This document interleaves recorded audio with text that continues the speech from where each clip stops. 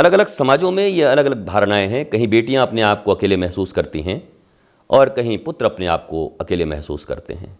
और ये फिर वही बात है, बात यह है कि इतने कम वक्त हो गए हैं हम, कम वक्त बहुत कम है सभी के पास। और क्यों नहीं है ये हमें भी पता नहीं, क्योंकि जब पहले हमारे पास न मिक्सी थे न मशीनें थीं, तब भी हमारी दादी हमारी नानियाँ हमें सिल लोढ़े पर मसाला कूट कूट के पीस के और अपने खेती करके अनाज खिला के बच्चों को पाल कर श्रेष्ठ मनुष्य पैदा करते थे, जिन्होंने भारत को आज़ाद करा दिया, जो भारत के बड़े बड़े ऋषि बन गए। वहाँ कोई सुविधाएं नहीं थी, वहाँ कोई आधुनिक विज्ञान नहीं था और नहीं कोई इन्वेंशन थे। उसके बाद भी ऐसे विराट पहाड़ से भी ऊंचाई, हिमालय से भी ऊंचाई चरित्र के बच्चे संतान हुए। कैसे हुए? हमें लगता है कि हम आलसी और कॉम्प्रोमाइज़ कर रहे हैं केवल अपने कंफर्ट से। इस शरीर को कंफर्ट देने के चक्कर में हमने अपनी मानसिक अवस्था को खो दिया है। हमारी मानसिकता दिन प्रतिदिन रुग्ण होती जा रही है, आलसी होती जा रही है।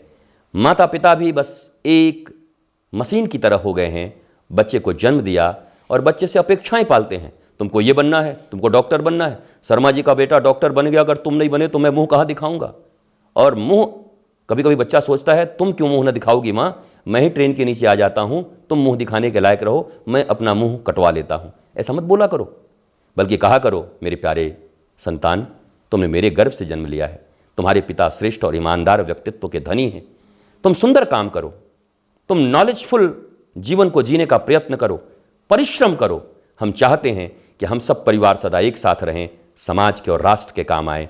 वसुधैव कुटुंबकम के नारे को बुलंद करते हुए पूरे पृथ्वी के हम मित्र बने।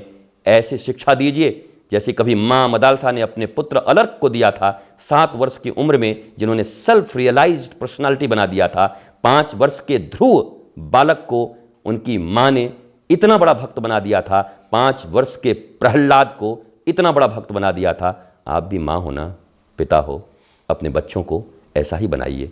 और किशोरों को कहूँगा, आप एकांत महसूस मत करो, बल्कि संवाद करने का प्रयत्न करो। अपने माता पिता से संवाद करो कि माँ मैं ये बनना चाहता हूँ।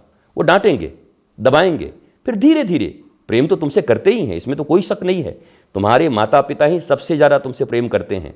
वो नॉलेज के अभाव में, इस समाज की रूढ़ियों के कारण और ये जो शो ऑफ है इस पूरी दुनिया में, हर आदमी एक दूसरे को दिखाने पर पड़ा हुआ है, झूठी प्रतिष्ठा के कारण पड़ा हुआ है। वो बेचारे कभी कभी तुमसे वही अपेक्षाएं पालते हैं, पर तुम ध्रुव प्रहलाद और विवेकानंद की तरह बनो और अपने माता पिता को भी ये समझा सकने में तुम समर्थ हो जाओ कि जीवन में आह्लाद, आनंद और नॉलेज सबसे बड़ा है। और मुझे पक्का विश्वास है कि अगर आप संवाद करना शुरू किए तो आपके माता पिता आपको बहुत प्यार करते हैं।